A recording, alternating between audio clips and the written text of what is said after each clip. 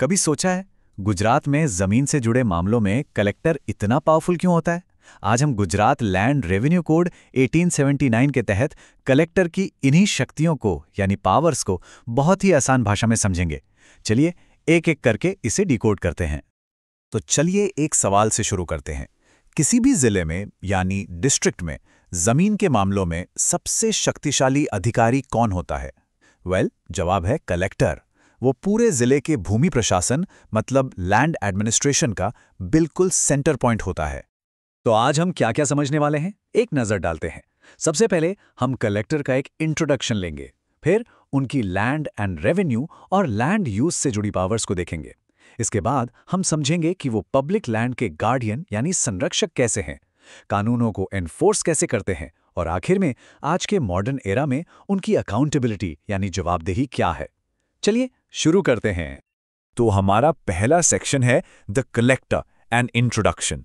मतलब हम ये जानेंगे कि आखिर ये कलेक्टर होता कौन है और इनकी शक्तियों का सोर्स क्या है। आइए समझते हैं। तो कलेक्टर कौन है?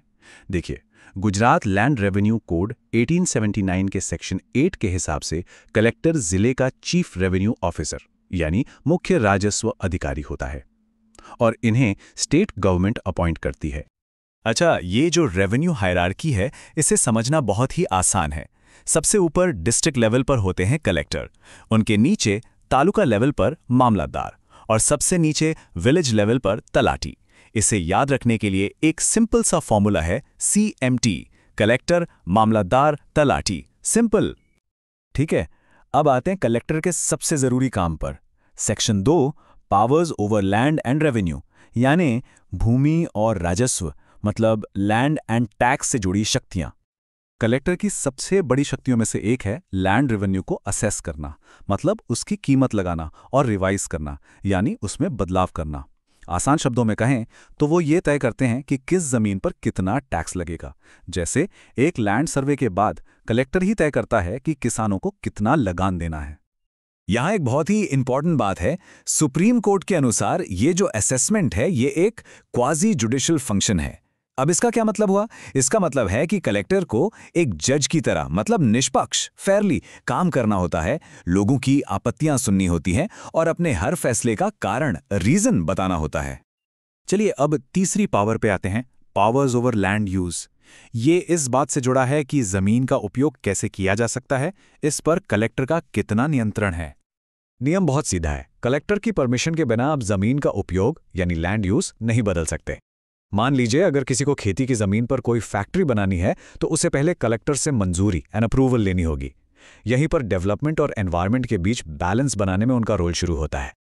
अब देखते हैं section 4 guardian of public land.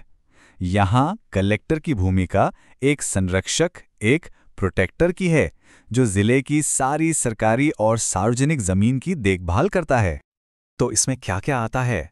Public roads, तालाब और नदी का तल, बंजर भूमि यानी वेस्टलैंड, चौरागाह भूमि जिसे हम गौचर भी कहते हैं, और वो जमीन जिस पर किसी का कब्जा नहीं है, ये सब का सब कलेक्टर के कंट्रोल में होता है। ये सारी जमीनें जनता के भले के लिए कलेक्टर की सुरक्षा में होती हैं। एक और दिलचस्प पावर है डिस्प्यूट रेजोल्यूशन यानी विवादों का समाधान। मान लीजिए नदी के रास्ता बदलने से कोई नई जमीन बन गई और 2 गांव वालों में उस पर झगड़ा हो गया, तो सेक्शन 63 के तहत कलेक्टर ही ये तय करेगा कि जमीन का असली हकदार कौन है। वो ऐसे मामलों के लिए एक लोकल कोर्ट की तरह काम करता है। Section 5 enforcing the land laws. देखिए, सिर्फ नियम बनाना काफी नहीं है, उन्हें लागू भी करना होता है, और यहीं पर कलेक्टर की एनफोर्समेंट पावर्स मतलब कानून लागू करवाने की शक्ति काम आती है। तो कलेक्टर क्या क्या कर सकता है? वो सरकारी जमीन से अवैध कब्जा करने वालों को इविक्ट कर सकते हैं यानी बेदखल कर सकते हैं। रेवेन्यू न चुकाने पर संपत्ति को अटैच यानी कुर्क कर सकते हैं।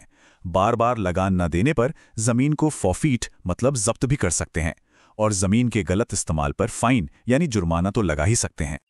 और अब हम अपने आखिरी सेक्शन पर हैं, accountability in a modern era. हालांकि कलेक्टर बहुत शक्तिशाली है, इसमें कोई शक नहीं, पर वो कानून से ऊपर नहीं है। ऐसे सिस्टम्स हैं जो ये इंश्योर करते हैं कि वो निष्पक्ष रूप से फेयरली काम करे। सबसे बड़ा चेक तो हमारे संविधान से ही आता है। आर्टिकल 300A साफ कहता है कि किसी भी व्यक्ति को कानून के अधिकार के बिना उसकी संपत्ति से वंचित नहीं किया जा सकता।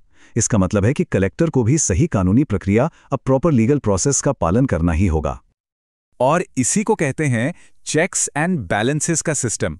कलेक्टर की हर पावर पर एक कंट्रोल है।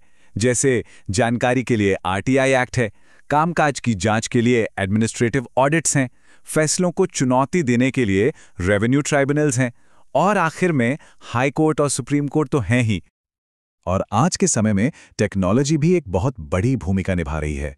ई-धरा जैसे डिजिटल सिस्टम्स लैंड रिकॉर्ड्स को ट्रांसपेरेंट यानी पारदर्शी और टैम्पर प्रूफ बनाते हैं, मतलब उनसे छेड़छाड़ नहीं हो सकती। इससे कलेक्टर के काम में जवाबदेही बढ़ती है और भ्रष्टाचार कम होता है। तो चलिए फटाफट एक समरी लेते हैं। कलेक्टर की मुख्य भूमिकाएं क्या हैं? वो हैं लैंड रेवेन्यू के प्रमुख यानी चीफ, भूमि उपयोग के गेटकीपर, सार्वजनिक भूमि के गार्डियन, कानून के एनफोर्सर और सबसे जरूरी जनहित के प्रोटेक्टर। और अंत में एक सवाल सोचने के लिए, कलेक्टर की भूमिका में डेवलपमेंट की जरूरत और पब्लिक वेलफेयर यानी जनता की भलाई, इन दोनों के बीच संतुलन कैसे बनता है? यही वो क्रिटिकल बैलेंस है जो एक कलेक्टर को हर रोज साधना होता है।